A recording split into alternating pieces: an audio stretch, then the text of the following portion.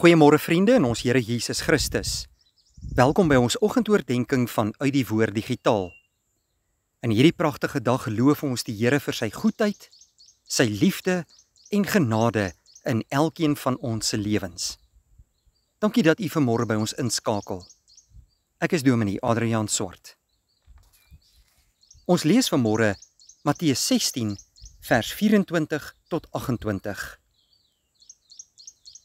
Toe sê Jesus vir sy disippels: As iemand agter my aan wil kom, moet hy homself verloon, sy kruis opneem en my volg.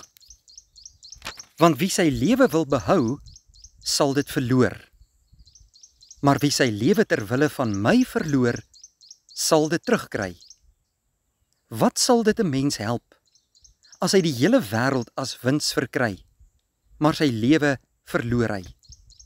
Of wat sal 'n mens gee in ruil vir sy lewe? Die Seun van die mens gaan saam met sy engele kom. Hy sal bekleed wees met dieselfde heerlikheid as sy Vader, en sal elkeen volgens sy dade vergeld. Dit verseker ek julle, daar is party van die wat hier staan, wat beslis nie sal sterwe, voordat hulle die Seun van die mens in sy koninkryk sien kom het nie.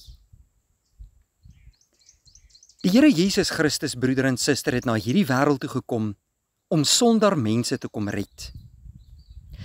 Maar hy vra van ons dat ons in hom sal glo en hom onvoorwaardelik sal navolg.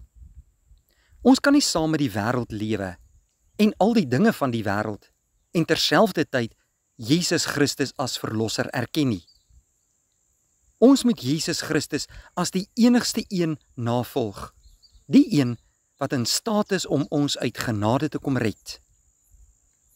Jesus sê vir sy disippels in ons teks van vanmôre: As iemand agter hom aan wil kom, moet hy homself verloon, sy kruis opneem en Jesus volg.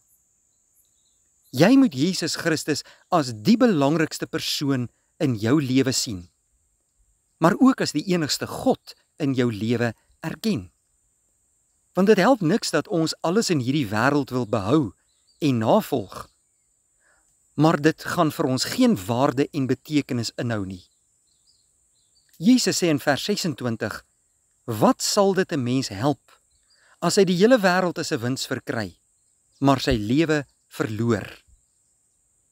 Die Seun van die mens het gekom om mense se lewens te red, maar dan moet ek en jy hom as die enigste verlosser van ons lewe erken. Niks in hierdie wêreld mag belangriker vir jou wees as Jesus Christus, die Seun van God nie. Volg hom na, dien hom met oorgawe. Laat jou hand in sy hand bly en gee alles wat jy doen elke dag aan die Here oor, sodat hy dit kan seën en sodat jy geestelik kan groei en hom kan verheerlik. Kom ons bid saam. Hemelse Vader, baie dankie vir 'n wonderlike nuwe dag uit u hand, en dat u vandag deur u woord met ons kom praat. Baie dankie Here dat u vir ons 'n pad na die hemel toe kom oopmaak het deur Jesus Christus ons Here.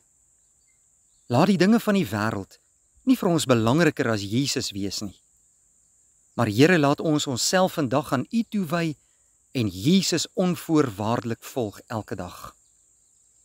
Wil jy uit genade al ons sonde vergewe? Dankie vir die kosbare werk van die Heilige Gees ook in ons lewe.